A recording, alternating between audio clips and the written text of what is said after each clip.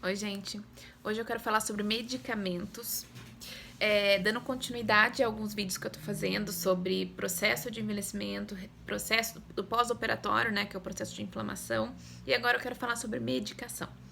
Eu acredito que tudo que a gente coloca no nosso organismo, tudo que a gente faz uso, é de responsabilidade nossa. A gente tem que ter consciência do que você está usando, você tem tudo isso na internet, em tudo você consegue ter acesso.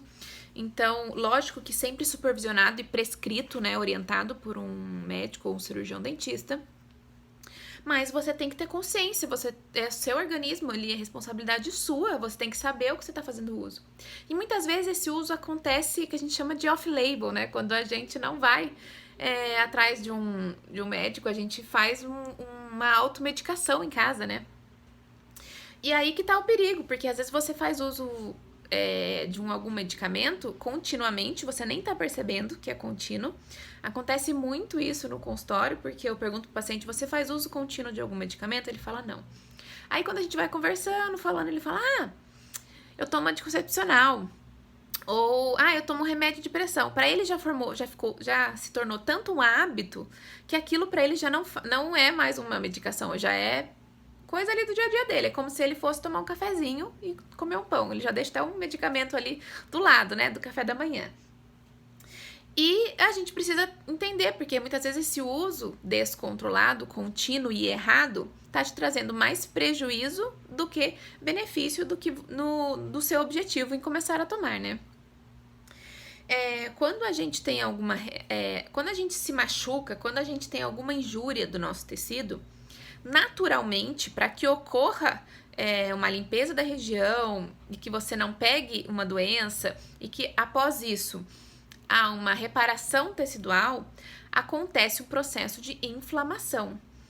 Para que as suas células de defesa cheguem ao local e consiga defender o seu organismo, necessariamente precisa ter um processo de inflamação.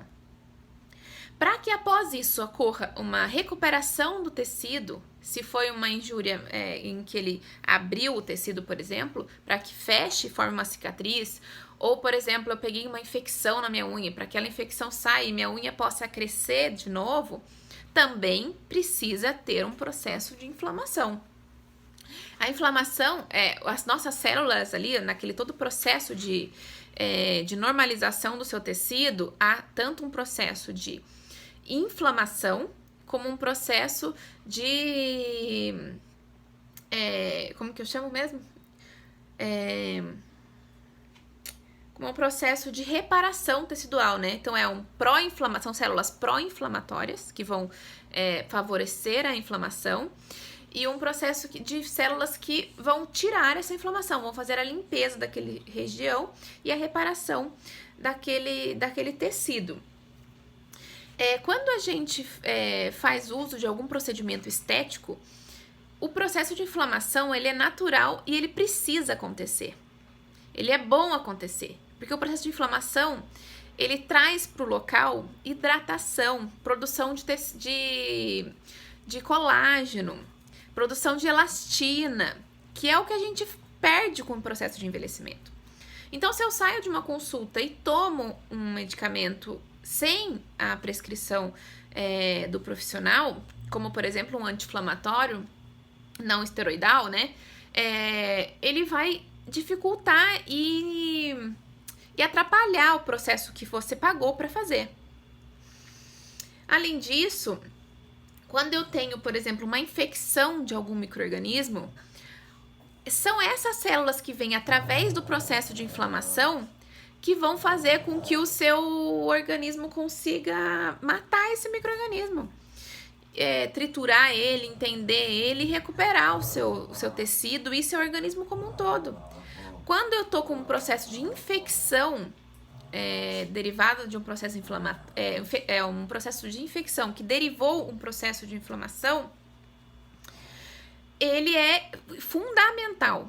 Porque se eu tiro... Então, se eu tô lá com uma infecção, vamos supor, na minha unha. Então, tive um fungo lá na minha unha e tive um processo de infecção e, consequentemente, houve um processo de inflamação, que é a chegada do tecido.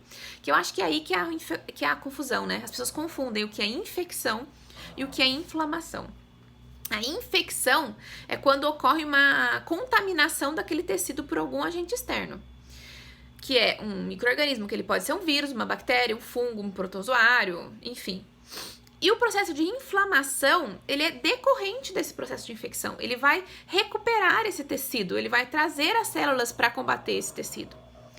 Então, se eu tenho uma inflamação, igual eu tô falando da minha unha lá, uma infecção da minha unha por um fungo, por exemplo, e eu começo a sentir dor dela, porque a dor é que vai nos avisar que tem alguma coisa errada, é um mecanismo de defesa, e eu vou lá e falo, eu vou tomar um anti-inflamatório que tem aqui em casa, que vai melhorar. Obviamente melhora a sua dor, porque no seu anti-inflamatório, ele tem alguns mecanismos ali que vai fazer com que desinche a região, porque vai diminuir a chegada de células de defesa, vai diminuir o calibre do vaso, vai diminuir a permeabilidade do vaso. Então, vai dificultar totalmente o seu organismo em combater aquela doença. Só que o micro-organismo que tá ali, caso seja ele, né, o responsável por aquela inflamação, ele vai falar, oba, é como aconteceu agora na pandemia. É uma boa explicação isso. O STF, então, proibiu os policiais de irem no morro, né, onde tem as comunidades da favela, e proibiu agora também eles passarem de helicóptero. Então, tirou as polícias de lá. O que aconteceu com as pessoas, com a sociedade, com as pessoas que estão lá, que são do crime, né? Não as pessoas que são boas e que estão lá e que estão trabalhando e batalhando com a vida, mas quem tá no crime, quem tá ali financiando o crime e quem tá trabalhando com isso. Oba, agora é a hora. Nossa, vamos aumentar, vamos vender, vamos pegar mais gente para distribuir, vamos montar uma barraquinha na rua. É assim que acontece com o nosso organismo também. Quando você toma um anti-inflamatório e você está com uma infecção derivada de algum micro-organismo, você tira, então, toda a sua polícia ali do seu organismo, que é a sua célula de defesa, e aquela infecção se agrava. Isso acontece demais. O que acontece quando uma pessoa, por exemplo, tá com uma inflamação no dente, e ela chega e fala pra mim, doutora, eu tava com uma dor no dente, aí tava meio vermelhinho. Aí eu fui e tinha um anti-inflamatório na minha casa, tomei. Você não sabe o que aconteceu depois. Pareceu uma bolha aqui em cima e meu rosto inchou. E eu tô com muito mais dor agora. É lógico, o seu organismo agora ele vai ter que trabalhar o dobro para tentar chegar naquele local, porque você tá tomando uma coisa para tirar ele e ele tá vendo que ali tem uma coisa que vai te causar doença. Então, você tá dificultando todo aquele processo. Por isso, a orientação sempre de um profissional do que você vai utilizar e a consciência do que você está utilizando, porque a responsabilidade é sua do que você coloca no seu organismo. E aí vão falar assim pra mim, mas tem também alguns que passam pra gente alguns medicamentos, como por exemplo os corticoides, né, que são os anti-inflamatórios esteroidais. Os corticoides, eles são utilizações muito específicas e normalmente a gente tem assim em casa só quando você tem uma prescrição médica, né? Eles são utilizados para casos muito específicos. Quando você tem uma inflamação um pouco mais exacerbada, quando a gente precisa fazer um controle um pouco maior, ou as pessoas que fazem uso regular de corticoides são aquelas que têm doenças autoimunes, como por exemplo o lúpus, né? Porque precisa de uma regulação do seu sistema imunológico ali. Outro medicamento que a gente precisa falar e ressaltar aqui é o antibiótico. Gente, tô com dor e tô tomando antibiótico.